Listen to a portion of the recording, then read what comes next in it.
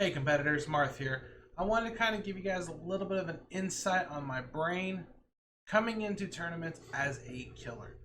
A lot of it's mental preparation. You guys really need to be able to calm your nerves and be able to not stress over situations.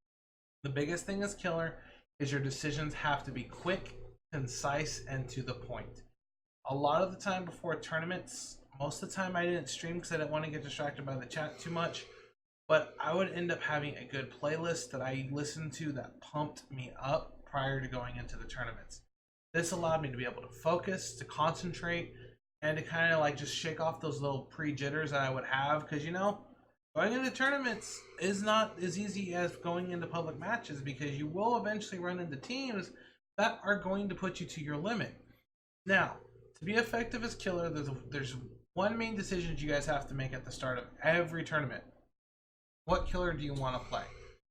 Now, in the other video, I kind of covered the tier list. If you're not playing Billy, Nurse, or Spirit, you're going to be having a rough time in the tournaments. Granted, can the other killers sometimes win? Yes, but that's because the survivors aren't doing what they need to do. If survivors are to punish the generators and do them quickly, you realistically only have 4 to 6 minutes to be able to get as many kills as you can as killer.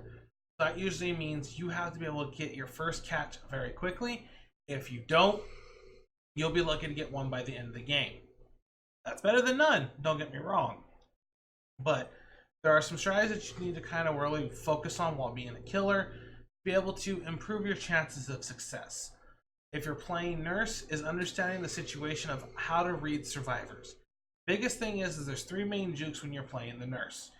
Either they're going to keep running in a straight line, they're going to juke around a corner and continue juking around that corner, or they're going to juke around and come back.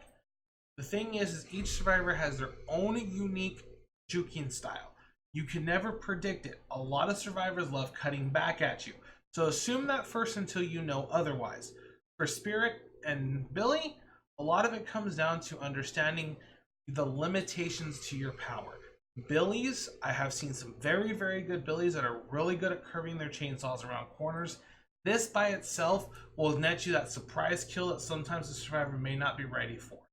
These quick downs will allow you to be able to get the person on the hook, pull someone off the generator, attempt to come for the save, possibly get yourself a mistake from the survivors, altruism kills. This is your goal to hopefully be able to successfully get more than 2 kills in the match. Now, with Spirit, a lot of it just comes down to being able to use your ears. Strider, best friend. Being able to understand where they're walking and everything else, a lot of that comes with gameplay, and also being able to fake them out, but make them think you're Spirit walking when in reality, you're not. Granted, these 3 killers really rely on mind games to do really well. May it be standing still with the Spirit, understanding survivors like to cut back at you with the Nurse, or being able to curve your chainsaw / back rev / moonwalk with the Billy. These things are going to be able to really help bring you up to the next level. Ultimately, a lot of it comes into play is there's going to be a lot of times to where the survivors are just going to have that map tile that is going to be completely and utterly broken. That's your job as the killer to be able to understand, great, there's a jungle gym next to Killer Shack. This is going to be a huge time waster. Granted, don't get me wrong, you want to get that survivor down, but when you get into maps, you need to recognize what the trouble area is and try to avoid it to get those quick downs. The quicker you get your downs, the more likely you'll be able to get 2+ kills. With the Nurse, you usually can get more as long as you're able to get quick downs and slug it out. You usually can pull more consistent 3 to 4 Ks with the Nurse. Spirit and Billy, a little bit harder. That's why they're the A tiers. But with the right amount of mistakes, you can definitely be deadly with both of those killers. Last but not least, don't rely on Ruin. Ruin can either be a godsend or a detriment. One thing I used to do a lot to prepare for my tournaments is run perkless. The killer I'm going to play and play it perkless in public matches. This allowed me to, one, most of the time, of course, public matches aren't as serious as the tournament matches, but it handicaps yourself to understand the base power of your killer a lot more and be able to know the ins and the outs better of your power. This was huge for me when I did a lot of my iron experiments where I went from rank 20 to rank 1 with many killers. It's what allowed me to learn new tricks, new things that work and don't work to catch those little pesky survivors.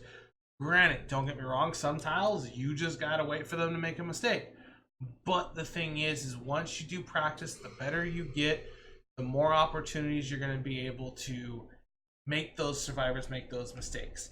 With this tournament coming up soon on week 4 and beyond, a lot of the second chance perks you will be able to take out from the survivors, so then it will just be killer versus survivor clash. I'll see you in the fog.